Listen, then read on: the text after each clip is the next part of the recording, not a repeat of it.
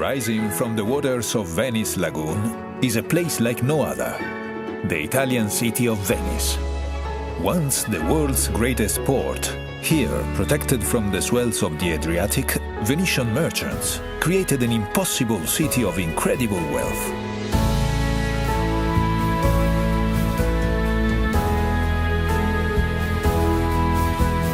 Long hailed as the most breathtaking city on earth, there is no denying that sometimes Venice can be overwhelmed with admirers. But if you take your time and treat her gently, she will reward you with moments of profound beauty and bliss.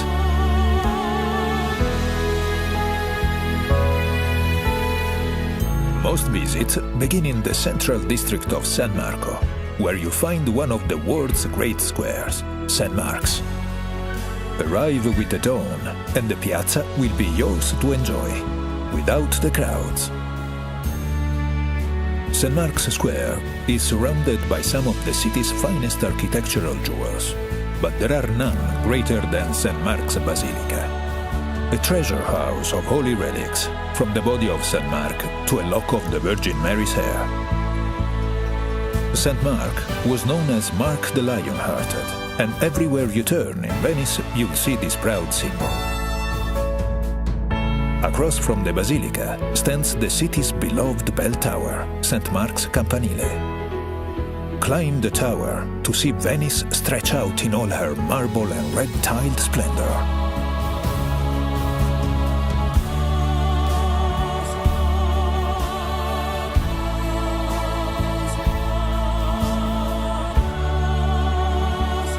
Below the tower is one of the city's great landmarks, Doge's Palace.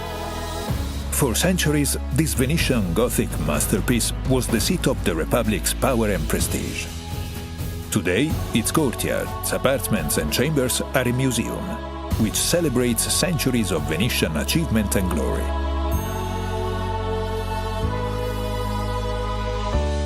Just outside stand the columns of San Marco and San Teodoro, the traditional gateway to the city. Here, under the winged lion of Venice, begin your journey along one of the world's great aquatic thoroughfares, the Grand Canal. For almost 2.5 miles, the canal winds through Venice. It is her main artery, her lifeblood. Ride the Vaporetto dell'Arte and explore the canal's treasures at your leisure. Or ride in true Venetian style by gondola, which Mark Twain once called the gentlest form of locomotion ever devised.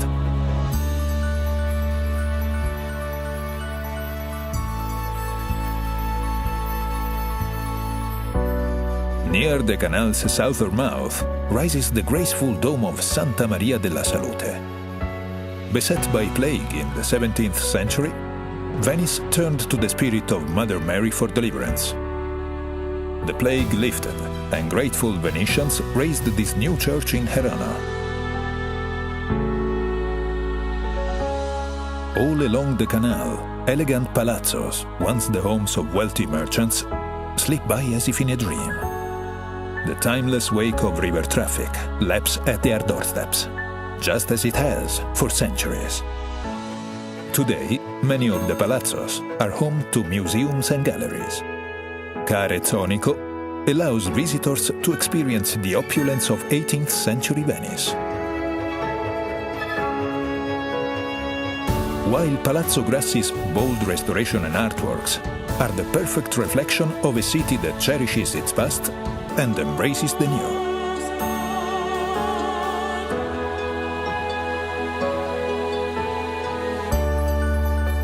Venice has a way of capturing hearts. In the 1940s, American heiress Peggy Guggenheim made their home on the Grand Canal. Today, her passion for Venice lives on through her incredible collection of modern art, which brings joy to the hundreds of art lovers who visit each day. Venice is known as the City of Bridges, many of which are works of art too.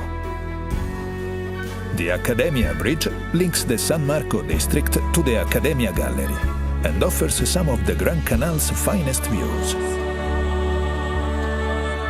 The oldest of the Grand Canal's crossings is the Rialto Bridge. For over 300 years, this was the only way to cross the canal on foot, and today still stands as the grand gateway to the Rialto markets. Away from the Grand Canal, there are hundreds more bridges to explore, from the purely functional to the breathtaking. The most famous of all connects Doge's Palace to the historic prison.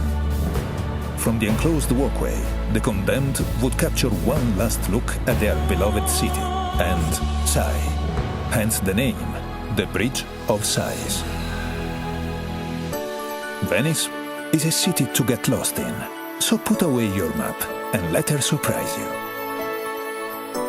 Follow winding alleyways that suddenly emerge into quiet piazzas and onto the steps of ancient churches.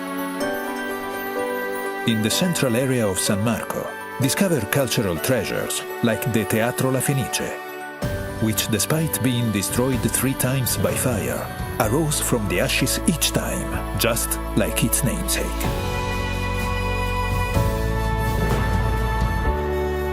The further you roam, the fewer travelers you'll see, and the more locals you'll meet. These are the places where the city surrenders its most intimate pleasures. When the city's embrace becomes too tight, there are places to catch your breath, like the waterfront promenades, or the sleepy canals and spacious piazzas of Castello.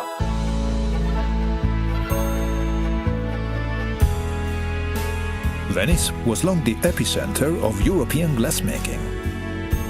Fearing an inferno, in the 13th century, Venice relocated all her glassmakers to the island of Murano.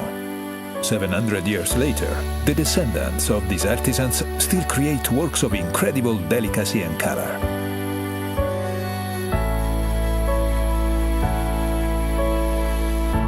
Further across the lagoon is another island famed for its color, the tiny island of Burano. Legend has it that fishermen painted their houses in distinctive colors so they could find their way home through the lagoon's fogs. While here, shop for some of the island's exquisite lace, just as Leonardo da Vinci did when he visited in 1481.